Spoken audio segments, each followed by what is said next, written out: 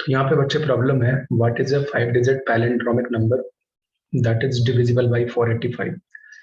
तो palindrome number का मतलब होता है ऐसा नंबर जो फॉरवर्ड और रिवर्स डायरेक्शन दोनों में सिमिलर सा नजर आए। फॉर एग्जांपल, अगर आप 121 लिखते हो, this is a palindromic number. अगर आप ऐसा कोई नंबर लिखते हो 121 like this is again palindromic number. यहाँ सवाल में ऐसा कहा गया, what is 5 digit palindromic number that is divisible by 485। मतलब इस वाली प्रॉपर्टी को फॉलो भी करे और 485 से बच्चे क्या हो, डिविजिबल हो। तो सबसे पहले यहाँ पे कैसे हमें सोचना चाहिए, बहुत इंपॉर्टेंट है। तो आप 485 के प्राइम फैक्टर्स लिख लो, ठीक है। तो अगर आप 485 को फैक्टराइज करते हो तो आपको मिलेगा 5 इंटू 97। अब यहाँ पे मैं कोई भी 5 डिजिट का पैलिंड्रोमिक नंबर लेट करता हूँ। एक बात बिल्कुल ऑब्वियस है इस केस में कि जो पैलिंड्रोमिक नंबर होगा, क्योंकि वो 485 से डिविजिबल है,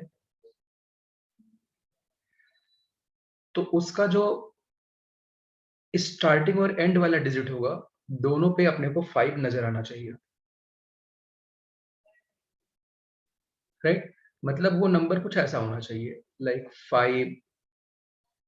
लेट सपोज यहाँ पे कुछ और मैं लेट कर लेता हूँ, sum B C B 5 in this. अच्छा, यहाँ पे हमने ये वाली बात क्यों करी है कि भाई जो स्टार्टिंग और एंडिंग डिजिट होंगे वो दोनों 5 होंगे। इसके पीछे रीजन स्ट्रेट फॉरवर्ड है, क्योंकि नंबर 5 से डिविजिबल होना चाहिए और 5 से डिविजिबिलिटी की कंडीशन क्या होती है कि आखिरी डिजिट जो भी है वो हमेशा 5 का मल्टीपल, 5 की टेबल का होना चाहिए, 5 का मल्टीपल होना चाहिए, राइट। अब क्योंकि ये पैलिंड्रोमिक नंबर था, अगर ये 5 हो तो इसको भी 5 होना पड़ेगा, इस वजह से ऐसा हुआ, ठीक है। अब साथ ही इस नंबर को मींस n को 10 के पावर के फॉर्म में अब लिखते हैं। तो n को अपन लिख सकते हैं यहाँ पे, अब 5 इंटू कुछ आएगा अपने पास 10 पे पावर 0, राइट। तो यहाँ पे एक तरफ से लिखते हैं 10 पे पावर 0 1 2 3 4, यानी 5 into 10 raise to the power 4 plus b into 10 cube plus c into 10 square plus b into 10 plus 5 into 10 raise to the power 0। अब साथ ही आप एक काम कर सकते हैं, यहां से आप 5 कॉमन निकाल सकते हैं। तो यहां पे आएगा बच्चे 10 raise to the power 4 plus 1। B वाले में से आप यहाँ पे 10 बी कॉमन निकाल सकते हैं। तो बच्चे यहाँ पे आएगा 10 स्क्वायर प्लस 1। ऐसे सी वाले केस में अपने पास आएगा 100 सी। ये तो भाई अकेला बच गया 100 सी, राइट। अब देखो, आपको ये पता है कि ये पूरा का पूरा नंबर 5 से भी डिविजिबल होना चाहिए और 97 से भी होना चाहिए। तो 5 से डिविजिबिलिटी कंडीशन तो हमने फुलफिल कर डाली है, लेकिन 97 से नहीं करी है। तो भाई एक और बात हमें यहाँ पे गौर करनी है कि 97 मस्ट डिवाइड्स, जो भी आपने ये बड़ा सा पूरा नंबर लिखा है इसको ये क्या करेगा, डिवाइड करेगा। नंबर देख लेता हूं मैं, ये वाला नंबर जो है इसको कंप्लीटली डिवाइड करेगा। डिवाइड्स तो यहां मैं लिख देता हूं 5 10 raise to the power 4 plus 1 plus 10 B 10 square plus 1 plus 100 C, ठीक। अब देखो यहाँ पे ये बात थोड़ी समझने की कोशिश करते हैं, क्योंकि 97 से डिविजिबिलिटी कंडीशन अपने को चेक करनी है। तो देखो बच्चे, ये बात बिल्कुल क्लियर है कि जो 100 है, अगर 100 में 100 का मैं डिवीजन करूं तो रिमाइंडर 3 आता है, यानी इसको कॉन्ग्रुएंसेस के टर्म में ऐसा लिख सकते हैं 100 इज कॉन्ग्रुएंट टू 3 MOD। कहने का मतलब 100 माइनस 3 को 97 कंप्लीटली डिवाइड करेगा। MOD का मतलब यही है यहाँ पे जो हमने यूज कर रखा है। इसका मतलब अगर आप इन दोनों क्वांटिटीज को माइनस करेंगे तो 97 कंप्लीटली डिवाइड कर देगा। या ऐसा कह सकते हैं अगर ये वाली क्वांटिटी डिवाइजर से छोटी आ रही है, ठीक है, तो ऐसे केस में ये रिमाइंडर भी हो सकती है।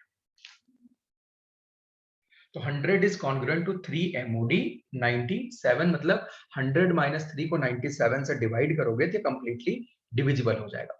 अच्छा, कॉन्ग्रुएंसेस मैंने नंबर थ्योरी में, आप नंबर थ्योरी वाले सेगमेंट में जाके देख सकते हो, वैसे मैं डिस्क्रिप्शन बॉक्स में दे दूंगा। इसमें मैंने वीडियो बना रखी है ऑलरेडी इनकी प्रॉपर्टीज पे। तो देखो साथी, यहाँ पे आप इसको ऐसे भी लिख सकते हैं 10 square will be congruent to 3 MOD 97। अच्छा, कॉन्ग्रुएंसेस की खास बात है, अगर कोई पावर आप ऑपरेट करते हो तो ये भी स्क्वायर हो जाएगा, ये भी स्क्वायर। कहने का मतलब ये है अगर मैं दोनों तरफ का स्क्वायरिंग कर दूं या क्यूब कर दूं, इधर भी वही सेम ऑपरेट करना पड़ेगा, राइट। तो यहाँ पे 3 स्क्वायर MOD 97 हो जाएगा। ये बात बिल्कुल क्लियर है। एंड सो ऑन, ऐसे आप आगे बढ़ सकते हैं। आप 10 पे पावर 8 करेंगे तो that will be congruent to 3 raise to the power 4 MOD 97। कहने का मतलब अगर मैं 10 पे पावर 8 माइनस 3 पे पावर 4 में 97 का डिवीजन करूंगा तो रिमाइंडर 0 आएगा, ये कंप्लीटली डिवाइड कर देगा, ठीक है। तो भाई इतनी बात अपने को समझ आ गई। और एक इसमें प्रॉपर्टी यूज हो रही, हालांकि ये मैं डिस्क्रिप्शन बॉक्स में दे दूंगा, बट आप इसे याद रखेंगे कि अगर मैं ऐसे लिखूं A is congruent to R1 MOD B, और बच्चे B जो भी है that is also congruent to some, या ऐसे कुछ लिख लेते हैं यहाँ पे C is congruent to R2 MOD B। तो अगर आप इसको ऐड करेंगे A plus C should be congruent to R1 plus R2 MOD B। इसका मतलब क्या है, A plus C minus R1 plus R2 को B डिवाइड कर देगा, राइट। तो अब देखो यहाँ पे बहुत ही खूबसूरत बात हम करने वाले हैं भाई, ये पूरी बात आप अच्छे से देख लो। तो अब देखिए यहाँ पे अपने पास 10 raise to the power 4 plus 1 है, यानी 10 raise to the power 4 is congruent to 9 MOD 97 है। तो अगर मैं 10 रेज़ टू दी, और मैं ऐसा भी लिख सकता हूं, एक और बात देखते हैं, 1 will be congruent to 1 MOD 97।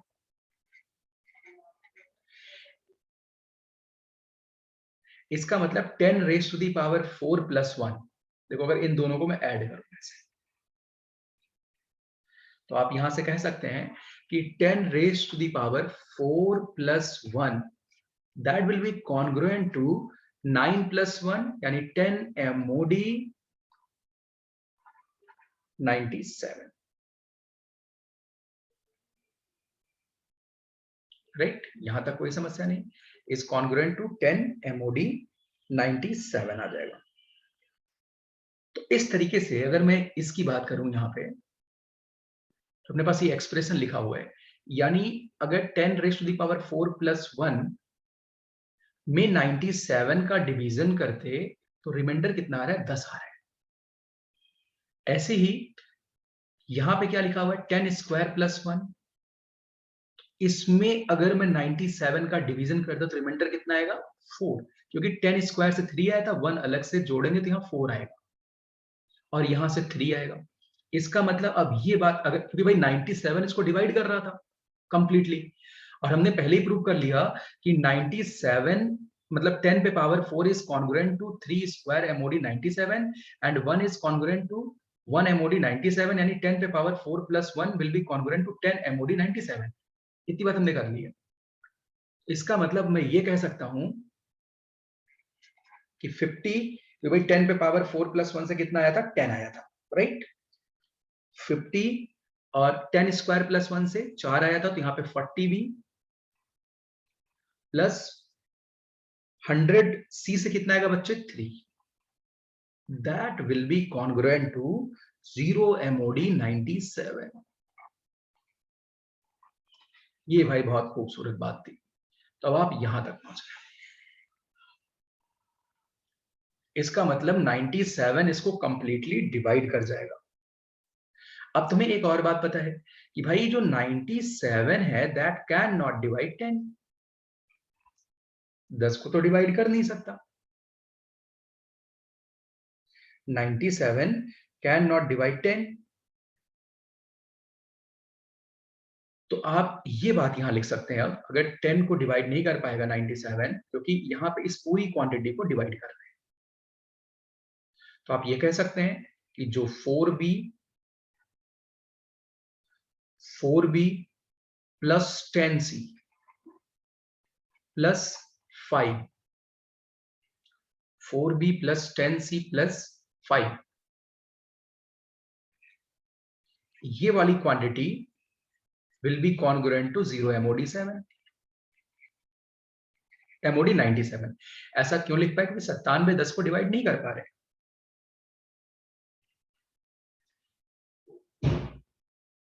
Right. अब एक बात गौर करने वाली है कि B और C जो भी हैं वो डिजिट्स हैं, तो B और C का जो रेंज होगा that will be from 0 to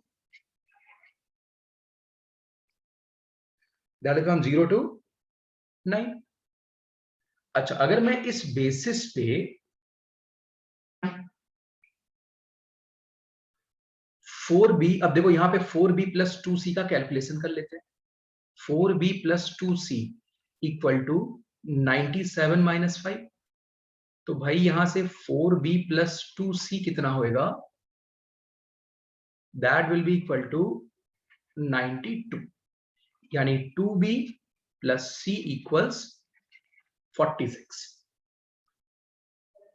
2b plus c equals कितना आ गया? 46 आ गया. अच्छा, अब यहां से अपने को कैलकुलेशन करने हैं, इन सब की वैल्यूज वगैरह निकालनी है, और इस बात का ध्यान रखना है. सारा कुछ सही तो हमने कर रखा, चलिए कोई दिक्कत नहीं है. 2b 1 minute 2b plus 5c आएगा. सॉरी, यहाँ पे 10c था, तो साथ ही वह कैलकुलेशन में देख लेता हूँ. 10c, तो यहाँ पे 2b प्लस 5c आएगा इक्वल्स 40c. अब यहां से bc ऐसे देने हैं जो 0 से 9 के बीच में इंटीजर्स हो. तो भाई यहाँ पे एक बात तुम्हें और चेक कर लेनी चाहिए, ये तो इवन इंटीजर है. अब इसमें 5c आप ऐड करें 46 हो रहा है, तो मेक श्योर 5c भी इवन होना चाहिए. यानी c must be even. c must be even. c को तब चेक किया जा सकता भाई, क्योंकि c के पास जो सेट है मेरे बच्चे वो 0 1 2 3 4 5 6 7 8 9 इसमें से कुछ हो सकता है. बट c इवन है, तो c can be 0, c can be 2, c can be 4, c can be 6, c can be 8. Right. तो सबसे पहले मैं c की वैल्यू 0 पुट करता हूं. c की वैल्यू 0 पुट करूंगा तो b की वैल्यू कितनी आएगी? 23. ये एक्सेप्टेबल नहीं है क्योंकि b 9 से बड़ा हो चुका है. अच्छा, अगर c की वैल्यू मैं 2 रखता हूं तो फिर क्या आएगा? अगर मैं यहाँ पे c2 पुट करूं तो यहाँ 36, यानी b कितना आएगा? 18. अभी भी ये एक्सेप्टेबल नहीं है. अब फिर मैं c की वैल्यू 4 पुट करता हूं तो यहाँ पे 20, यानी 26 आएगा, तो b 13 आ जाएगा. अगर मैं c की वैल्यू 4 लूं तो b की वैल्यू कितनी आ जाएगी? 13. अभी भी एक्सेप्टेबल नहीं. अगर मैं c की वैल्यू भाई 6 ले लेता हूं तब, अगर मैं c की वैल्यू 6 लेता हूं तो ये वाली बात भाई शायद एक्सेप्टेबल हो जाए. यहाँ पे 6 लिया 30, तो अब यहाँ पे कितना आया? 16, तो 8 आएगा, यानी b कितना आ गया? 8. यहाँ पे भाई अपना मामला बिल्कुल चिल है, यहाँ पे कोई दिक्कत नहीं है. ऐसे अगर c की वैल्यू बच्चे 8 लेंगे तो c की वैल्यू 8 लेने पे यहाँ 40, यानी यहाँ से b कितना आएगा? 3 आएगा. बी कितना आएगा, 3 आएगा, राइट।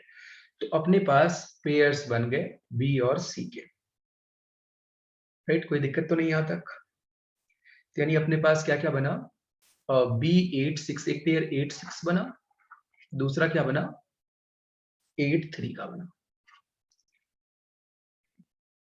8 6 एंड 3 8 का, सॉरी।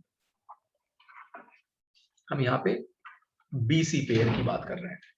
तो साथ ही अपने पास जो नंबर था तुम्हें बी और सी मिल चुके हैं, तो आप नंबर बहुत ही प्यार से बता सकते हैं। यानी बी सी की वैल्यू आपके पास बी कितना आया है, बी 8 एंड 6, तो अपने पास एक नंबर यहाँ से आप वैल्यू पुट कर लीजिए। यानी नंबर हो सकता है 5, तो एंड वाले फिक्स रहेंगे, ठीक है, एंड वाले फिक्स रहेंगे। तो अपने पास नंबर होगा 8 6, क्योंकि बी 8 है तो सी कितना है, 6 है। 8 6 8, एक ये पॉसिबिलिटी है। दूसरी, हमने एक और पेयर जो कैलकुलेट किया 3 8 किया है, बी 3 है तो सी 8 आ रहा है, यानी 5 3 8 3 5। तो अपने पास ये दो पैलिंड्रोमिक नंबर होते हैं। तो ये साथ ही बहुत ही खूबसूरत सवाल था। इस वीडियो में इतना ही। Thank you, bye bye. एक और बात, ये ओलंपियाड के पॉइंट ऑफ व्यू से बहुत ही इंपॉर्टेंट है। केवीपीवाई में भी पूछा जाता, लेकिन उसके स्तर का है नहीं है।